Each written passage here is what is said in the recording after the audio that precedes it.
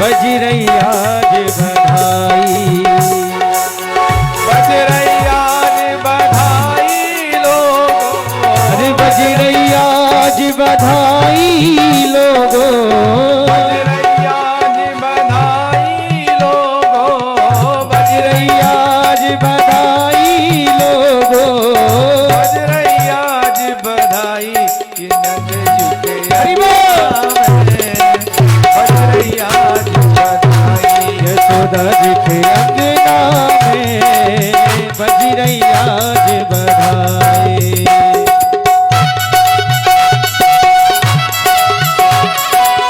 आज तो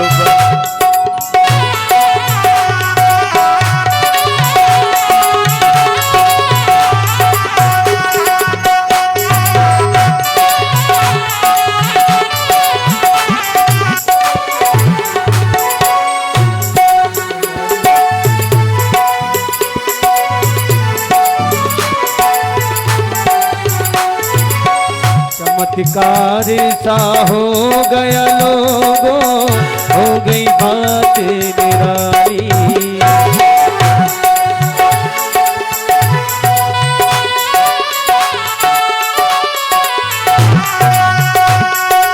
चमत्कार सा हो गया लोगों, हो गई बात निराली। चमत्कार सा हो गया लोगों, हो गई बात निराली। नंद बाबा की रात ही रात में, नंद बाबा की दारी नारी कारी यशोदा जी के बज रही आज बधाई, यशोदा जी के अंगना में बज रही आज बधाई। जय हो जय हो।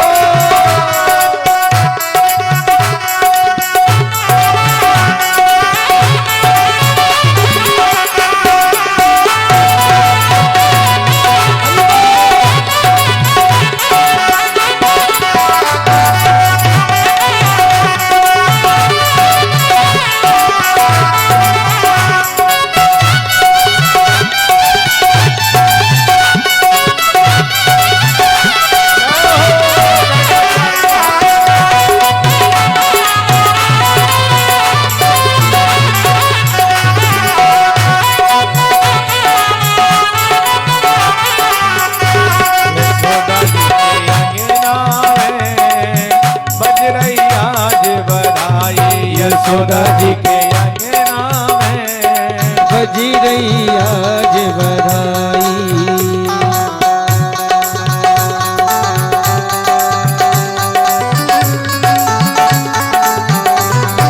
जय हो, ताली बजाते हुए।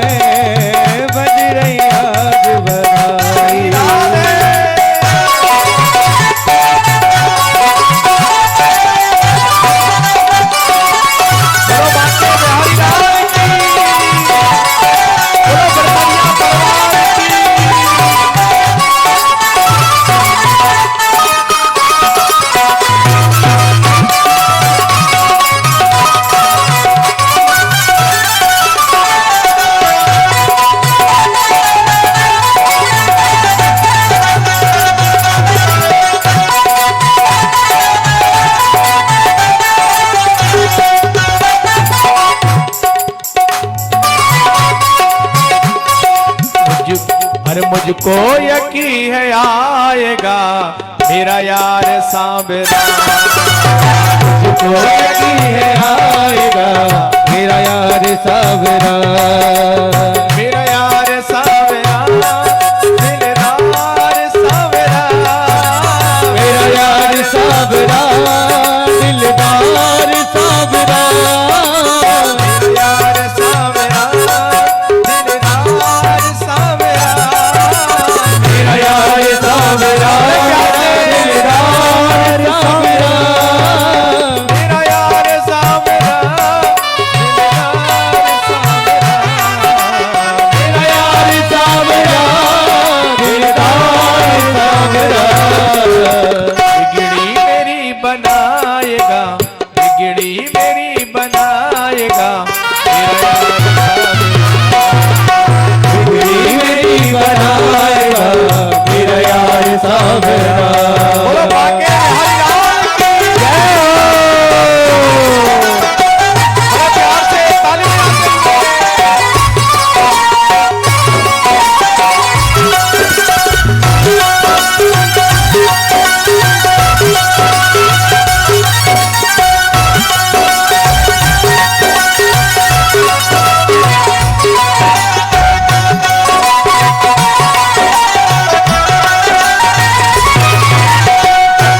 पे मेरे आकर हम लगाएगा। जख्मों पे आके मेरे मरहम लगाएगा। जख्मों पे आके मेरे हम लगाएगा। जख्मों पे आके मेरे मरहम लगाएगा। हर दर्द होगा फिर कम आराम आएगा। हर दर्द होगा फिर कम आराम आएगा। आराम आएगा। मरहम लगाएगा।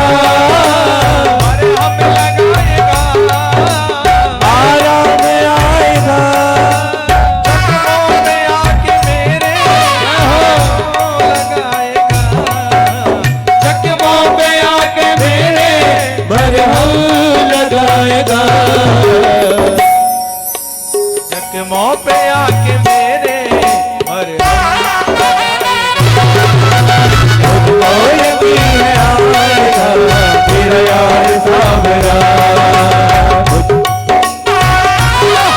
हरिता हरिलाल की जय हो।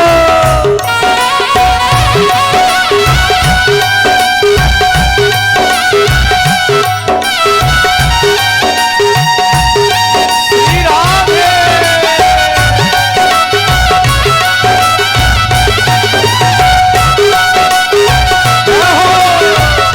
बोलो बरसैया परिवार की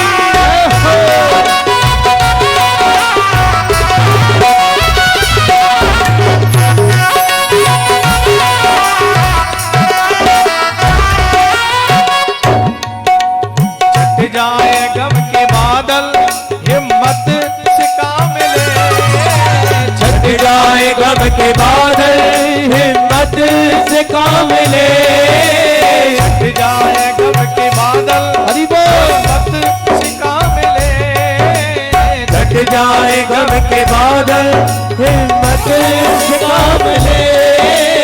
मुश्किल के वक्त में बस कान्हा का नाम ले। मुश्किल के वक्त में बस कान्हा का नाम ले।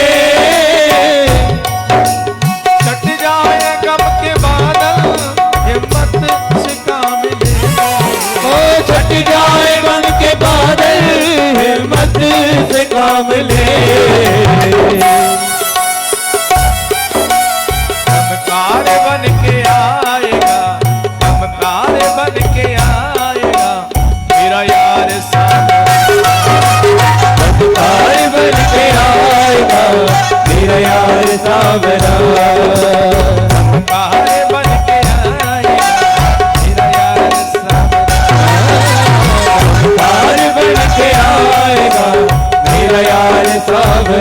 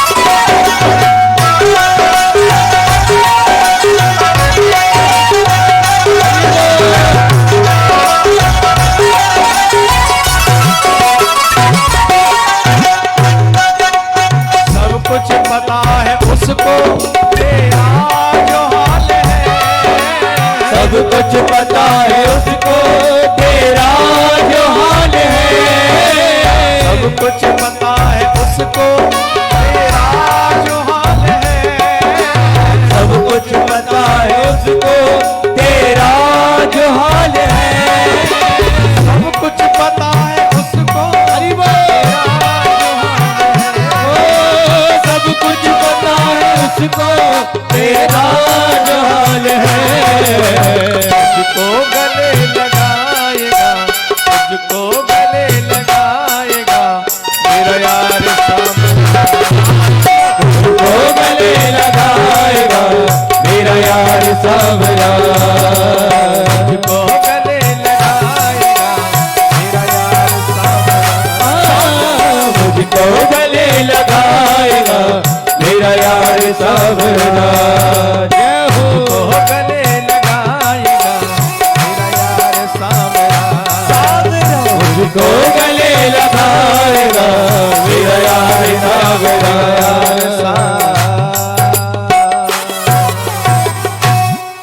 बोलो सांचे दरबार की जय बोलो प्रेतराज सरकार की जय आके बिहारी लाल की जय।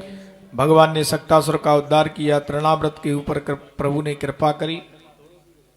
लेकिन गर्गाचार्य जी महाराज का आगमन हो गया। गर्गाचार्य जी महाराज कहने लगे, गर्गाचार्य जी महाराज को देख करके पूछा, महाराज आप क्या करते हैं? गर्गाचार्य जी महाराज ने कहा, देखो भाई मैं ज्योतिषी ब्राह्मण हूं, लोगों के यहाँ बच्चों का जन्म होता है तो मैं नामकरण संस्कार करता हूं।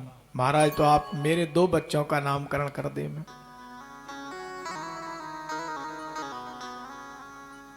बोले क्षमा करना नहीं कर सकते हैं, क्यों? कहा कि यदुना महामाचार्य ख्यातस्य भुवि सर्वथा सुतं मया संस्कृतं ते मन्यते देवकी सुतम। मैं इसलिए तुम्हारे यहां नामकरण नहीं कर सकता हूं कि यदि नाम आचार्य, मैं यदुवंशियों का आचार्य हूं। ख्यातश्चा भुवि सर्वथा, ये दुनिया ख्याति है कि मैं यदुवंशियों का आचार्य हूं। और सुतम मया संस्कृतम ते, अगर कि मैंने तुम्हारे बेटा का नामकरण कर दिया और पता चल गई कंस को तो गड़बड़ हो जाएगा, क्योंकि कोई भी काम करते हो ना, करते तो छोटा हो जाता है बड़ा, क्योंकि तुम्हारा व्यवहार ही इतना है। अच्छा, नंद बाबा के घर में कितनी गैया हैं बोलो? हैं जी? कितनी है? 1.5 लाख।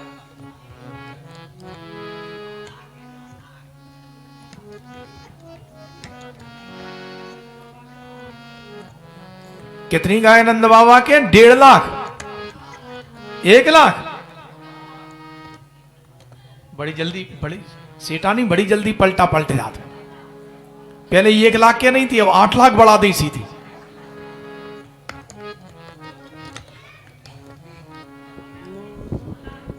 कि 9 लाख धैन नंद बाबा के नित नय माखन होए। कितनी गैया है?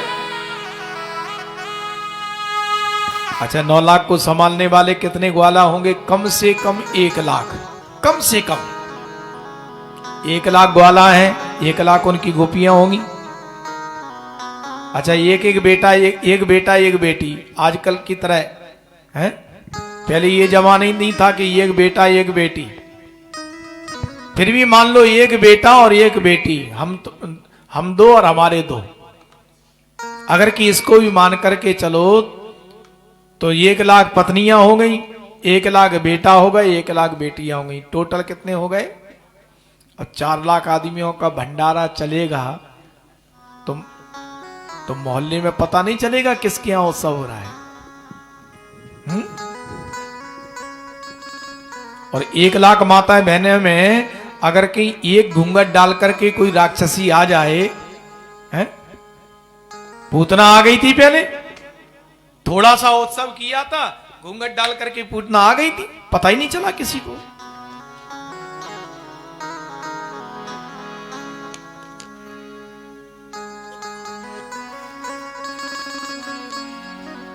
तो इसलिए आप महाराज कोई भी छोटा काम करते हो ना, आप किसी को कुछ मत दीजिए। कम से कम ग्वाल वालों को देंगे तो 1 लाख गिफ्टें बटती हैं कम से कम। क्षमा करना, हम तुम्हारे बेटे का नामकरण नहीं कर सकते हैं, क्योंकि तुम कोई भी काम करते हो, करते तो बहुत सूक्ष्म है, लेकिन फिर वो बढ़ जाता है। आपका व्यवहार ही ऐसा है। हाँ,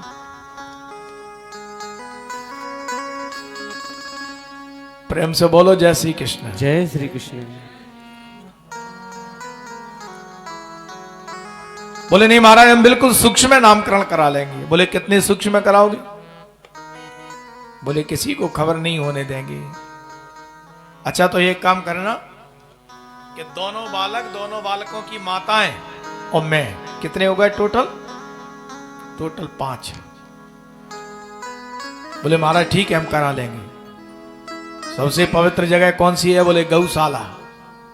आप एक काम करो गौशाला में सब लोग चलो और वहां नामकरण किया जाएगा। लेकिन ये माताएं बहनें इतनी होशियार होती हैं कुछ मत पूछो। माताएं बहनें पंडितों की तो इतनी परीक्षा लेती हैं बहुत ही ज्यादा। और इन माताओं बहनों ने पास कर दिया कि पंडित जी अच्छी कथा करते हैं, तब सोच लो पंडित जी कथावाचक हैं। और अगर कि इन्होंने फेल कर दिया तो कोई पास करने वाला नहीं है।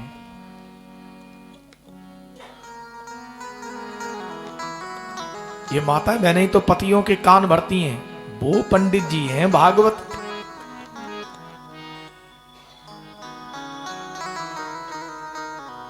तुम्हारा सबसे पवित्र जगह कौन सी है? बोले गौशाला। रोहिणी मैया ने कहा बोले एक काम करो तुम मेरे लाला को गोदी में लेटाओ और मैं तुम्हारे लाला को लेटाती हूं। अच्छा यशोदा जी का रंग है ना एकदम गोरा है, सो बलराम जी का रंग भी गोरा है। और रोहिणी मैया का रंग सांवला है तो कन्हैया जी का रंग सांवला है। बोले अगर कि ये खड़िया पलटन होंगे तो देखते ही कहेंगे ये सांवरी मैया है तो उसका बेटा सांवरा होना चाहिए, ये गोरी मैया है तो उसका बेटा गोरा होना चाहिए। केवल रंग रूप को समझ करके इन्होंने परीक्षा ली। लेकिन गर्गाचार्य जी महाराज तो त्रिकालज्ञ संत हैं। इन्होंने दोनों ने चालाकी करी, एक दूसरे के बेटा को गोदी में बैठाल करके लेटा करके गोदी में और बैठी हैं घूंघट डाल करके। गर्गाचार्य जी महाराज ने जैसे ही समाधि लगा करके देखी, ओहो ये माता बहनें हमारी परीक्षा लेने के लिए बैठी हैं। स्पष्ट कर दिया गर्गाचार्य जी ने। भागवत जी के 10वें स्कंद के 8वें अध्याय के और 13वें श्लोक में वर्णन कर दिया। काकी आयाम ही रोहिणी पुत्रो, ये यशोदा की गोद में बैठा है ना, ये यशोदा का बेटा नहीं है।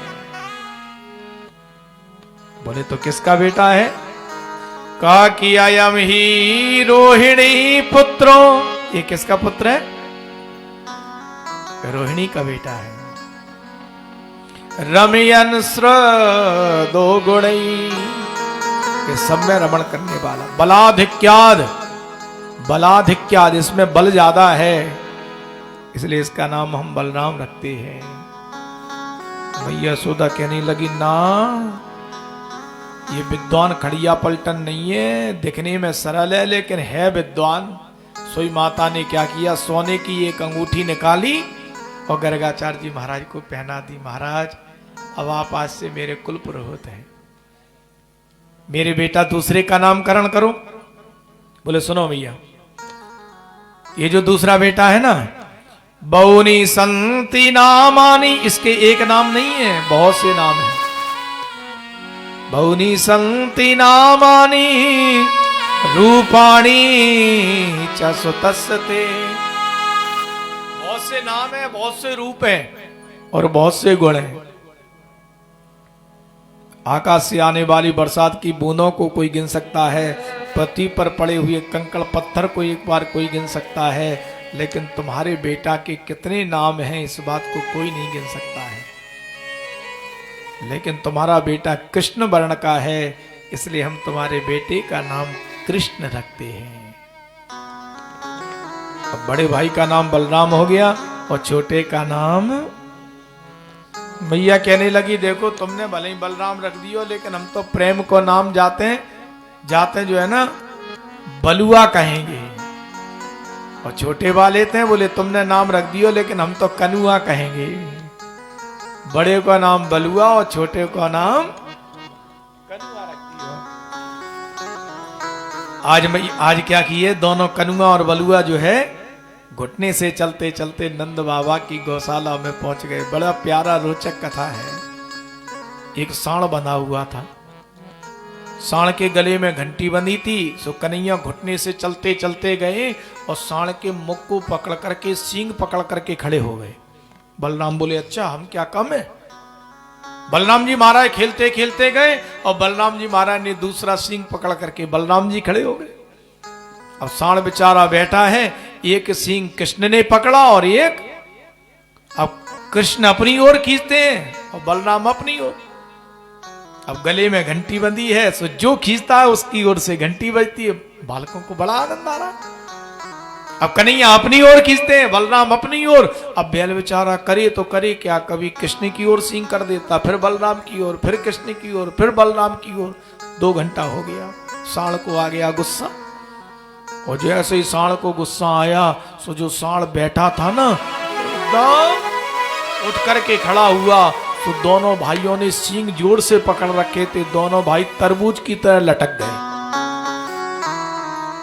अरे मैया बचाओ, मैया बचाओ। मैया ने देखो, अरे मेरे लाला कहां टंगे हुए हैं। दौड़ करके मैया आई और मैया जैसे ही पकड़ना चाहती है, नीचे गोबर की थलार पड़ी थी और भगवान धम्म से गिर पड़े। मैया दौड़ करके आई है, लाला कन्हैया को उठाया, स्नान कराया और गुस्से में कह दिया, बेटा मुझे तो ऐसे लगता है कि तू अगले जन्म में सुअर था। बलराम भैया ने मैया की ओर देखा, कन्हैया की ओर। कन्हैया लगता है मैया पहचान गई, क्योंकि बराह का रूप मैंने ही तो धारण किया था। बराह बन करके भगवान आए थे।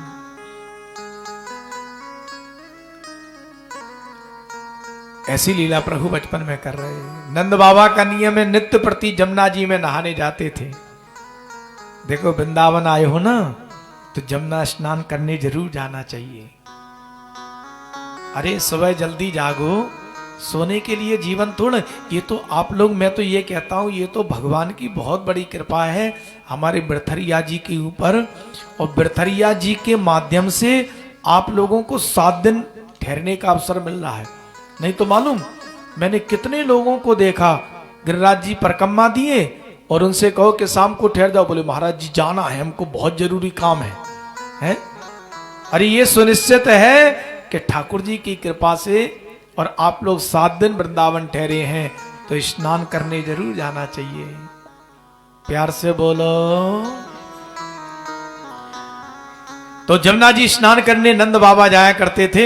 सो नंद बाबा जमुना जी में स्नान करके और गीले वस्त्रों से ही गोपाल जी की सेवा करते थे। तो जो गोपाल जी जो वस्त्र है, जो पूजा वाला रूम है, उसमें जाकर के और गीले वस्त्रों से सेवा करने लगे। उधर कन्हैया ने देखा, सो वो घुटने घुटने चलने लगे। बोले नहीं, अंदर नहीं आने का, बाहर रहो, तुमने स्नान नहीं किया, हम जय जय का पूजन कर रहे हैं। सो कन्हैया जी टेढ़ी एक पैर पीछे को करके और घुटने के बर में बैठे हैं, देख रहे हैं। नंद बाबा ने क्या किया, सबसे पहले सालिग्राम भगवान को स्नान कराया शुद्ध जल से। अब कन्हैया जी दरवाजे पर बैठे बैठे देख रहे हैं। शुद्ध जल से स्नान कराने के बाद में उनके ऊपर दूध चढ़ाया। आहा, दूध की धारा चढ़ाई। अब ये दरवाजे पर बैठे बैठे देख रहे हैं। दूध चढ़ाने के बाद में दही चढ़ाया सालिग्राम भगवान पर, और सालिग्राम भगवान पर जैसे ही शहद चढ़ाया, सो शहद को देख करके भगवान की मन में आया, जय जय बड़ा मीठा हो गया।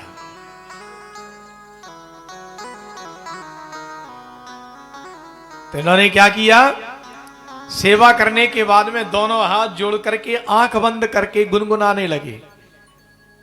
कन्हैया ने देखा बाबा की आंखें हो गई बंद। सो धीरे से घुटने से चलते चलते गए और धीरे से सालिग्राम भगवान को उठाया और उठा करके मुंह से चाटना प्रारंभ किया। जीभ से जब चाटा, बोले आहा जय जय बड़ा मीठा है। अब मुंह में दांत तो थे नहीं। सो सालिग्राम भगवान को उठा करके मुख में रख करके नंद बाबा के बगल में पालती मार करके बैठ गए। अब नंद बाबा कहते हैं, प्रभु आज की सेवा में कोई गलती हो तो क्षमा करना। इतना कह करके जैसे ही आंखें खोल करके देखी, सो देखते हैं सामने सालिग्राम भगवान नहीं है। अरे प्रभु आप कहां गए, अरे भगवान आप कहां गए, तीनों तरफ दिखाई नहीं दिए। और जैसे ही बगल में देखा सो कन्हैया जी पालती मार करके बैठे हैं। बोले क्यों, क्या हो रहा है? अब बोले कहां से, क्योंकि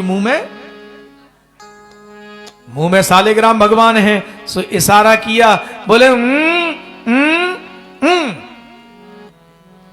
इशारे में कह दिया कि अंदर जय जय के पूजन चल रहा है। नंद बाबा ने कहा बोलता नहीं है, क्या बात है? लाला मेरी ओर जरा मुंह करना। और जैसे ही नंद बाबा की ओर मुंह किया सो नंद बाबा ने क्या देखा कि कन्हैया का एक गाल फूल रहा है। नंद बाबा ने एक उंगली लेकर के गाल में जैसे ही गुलचा मारा सो पट्टे से सालिग्राम भगवान बाहर निकले आए। ऐसी लीला बचपन से कर रहे हैं। एक गोपी ने क्या किया, पूर्णमासी का दिन आया और गोपी बोली लाला जी कल हमारे घर में पूर्णमासी है, सत्यनारायण भगवान को पूजन है, तुम जरूर रही हो। हाँ भाभी तू इतना मीठो बोले है कि मेरे घर में मन ना लगे। अच्छा सुन लाला कल आ जाइयो। बोले हाँ। अब इन्हें सत्यनारायण भगवान के सामने 5 लड्डू रख दिए और लाला कन्हैया को बैठाल दियो। फिर ध्यान आयो, अरे हमें पंजीरी प्रसाद तो बनाना भूल ही गए। लाला जी एक काम करो, तुम सत्यनारायण भगवान के पास में बैठो, तब तक मैं जो है पंजीरी प्रसाद बना के लाऊं। गोपी अंदर गई है सो पंजीरी बना रही, खटर पटर कढ़ैया में कर रही है। अब लाला कन्हैया ने देखो आध घंटा 1 घंटा है गयो, गोपी ने लौटने को नाम ही ना लिया और मोकू बड़ी जोर से भूख लग रही है।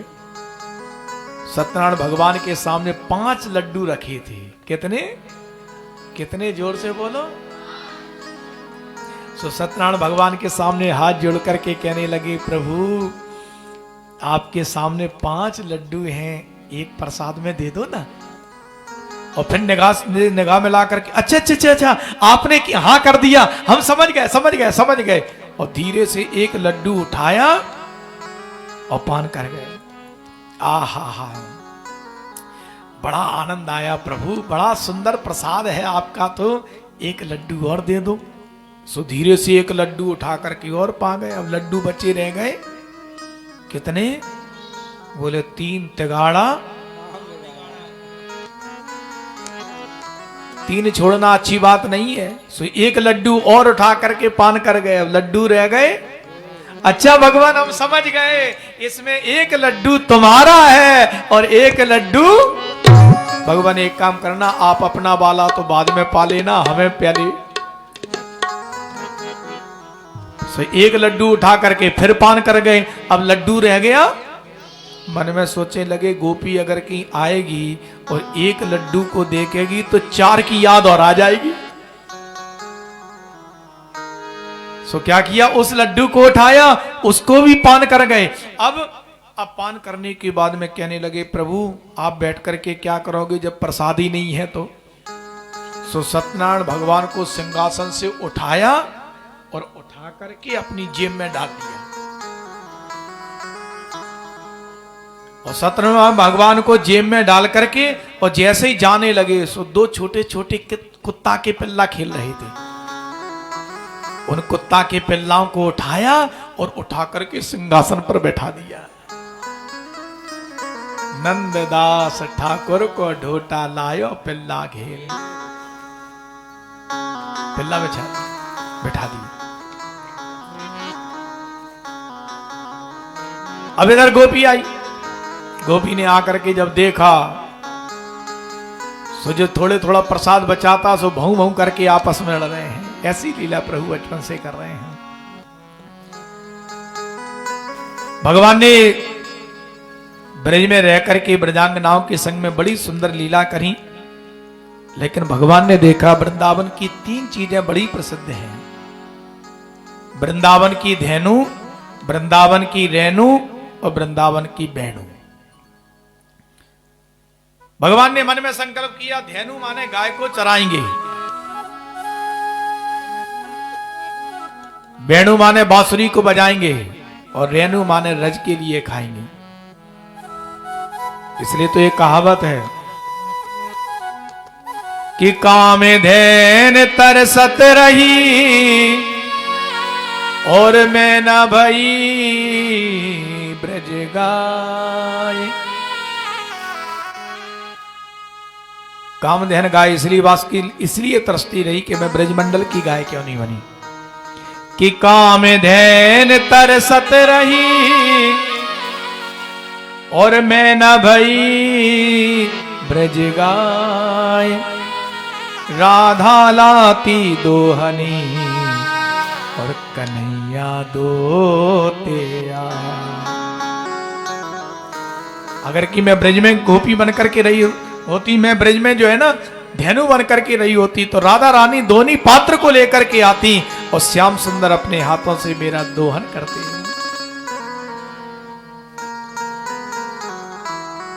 इसलिए तो ये कहावत है ब्रज में कि मथुरा की बेटी और गोकुल की गाय, करम फूटे तो बाहर जाए। पहले ये नियम था कि मथुरा की बेटी की शादी केवल मथुरा जिले के अंतर्गत होती थी। गोकुल की गाय कभी गोकुल से बाहर नहीं जाती थी। तो कामधेन एक धेनु माने गाय। भगवान ने मन में संकल्प किया कि गाय के लिए हम ब्रज में चराएंगे। वेणु माने बांसुरी को बजाएंगे। वेणु माने बांसुरी। भगवान सबसे ज्यादा प्रेम किसको करते हैं? बोले बांसुरी को। क्यों करते हैं? कि कन्हैया जी भले ही टेढ़े हैं लेकिन कन्हैया जी की बांसुरी एकदम सीधी है।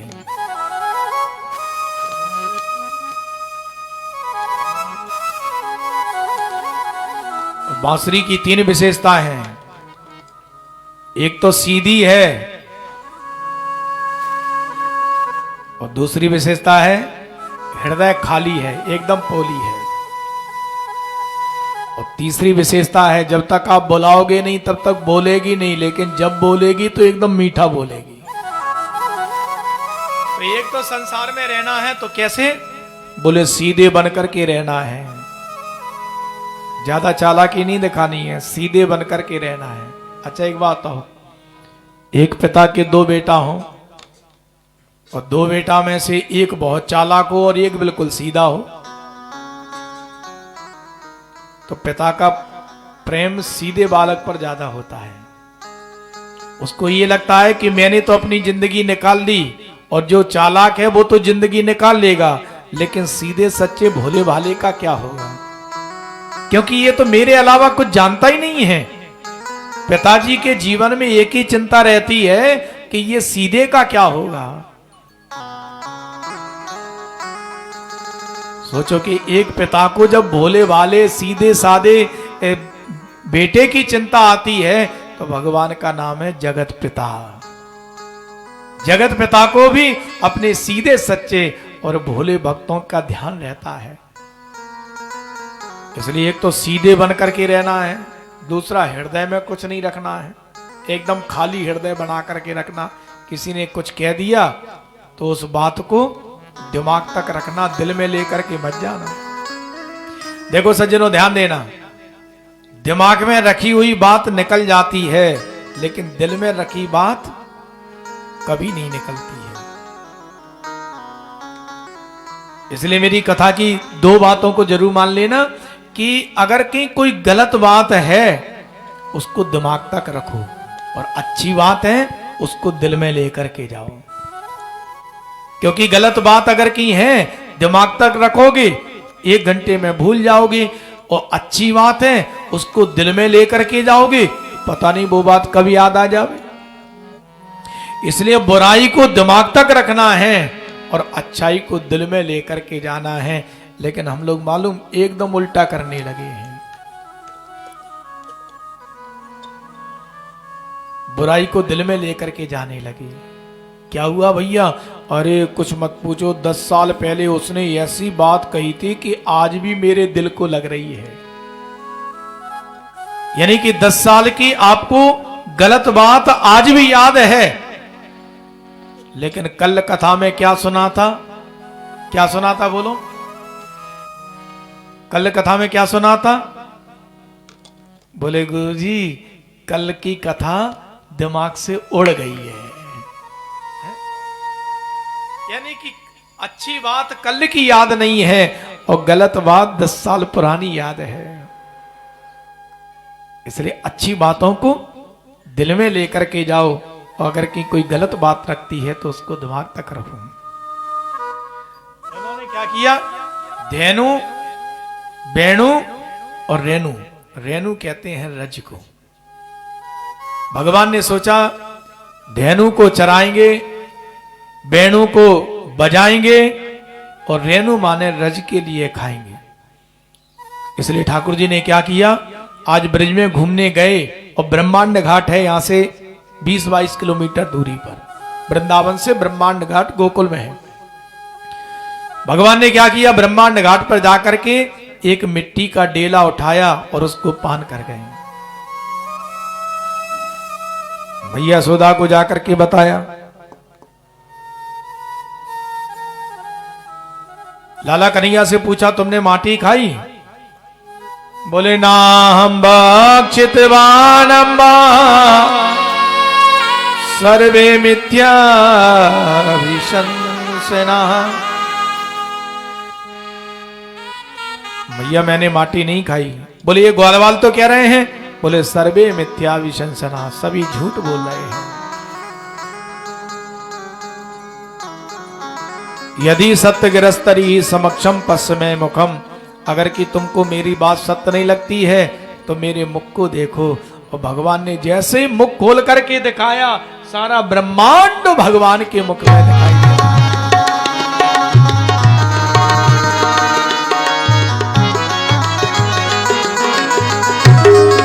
भगवान ने देखा कि मैया मुझे डांटने के लिए तैयार थी, लेकिन आश्चर्यजनक दृष्टि से क्यों देख रही है। ठाकुर जी ने जैसे ऊपर की ओर देखा तो भगवान की माया मुस्कुरा रही है। भगवान ने कहा माया